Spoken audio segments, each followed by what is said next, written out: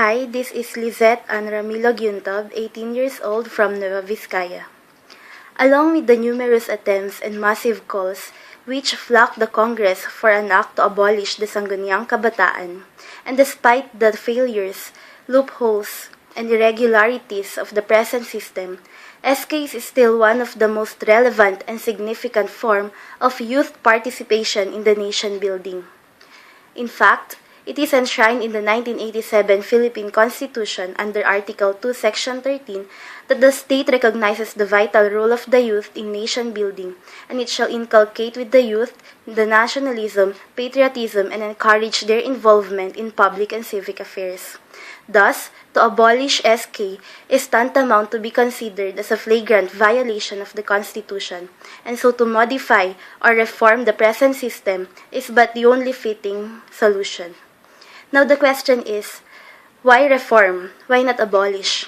Apparently, the adage by Dr. Jose Rizal that the youth is the hope of the fatherland would say it all. If the youth is the hope of the fatherland, then why would the state prevent and impede the youth in civic participation?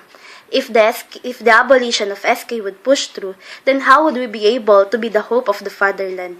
Apparently, I believe that although the foundation of the state is the education of the youth, I still believe that the education can only be achieved if the youth go out from the four corners of the classroom, if the education moves out from the arcades of theories.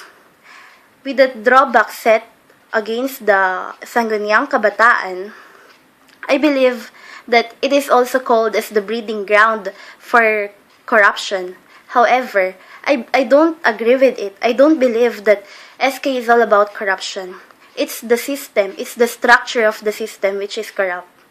And so, to be candid enough, if one of the reasons to abolish the SK is corruption, I would ask, why would they only abolish SK? Why would they not abolish other institutions, other government agencies who practice graft and corruption, who evidently misuse and abuse the public funds? Is it only the abolition of SK they are pushing through, or is it the easier access with the public funds to be allocated for the public youth? Personally, I see SK as a good avenue for good governance and principled leadership. What the system needs are support and provision from the elders, and not condemnation. Having said all these things, having said my stand on reforming the Sangguniang Kabataan, all these things, I rest my case.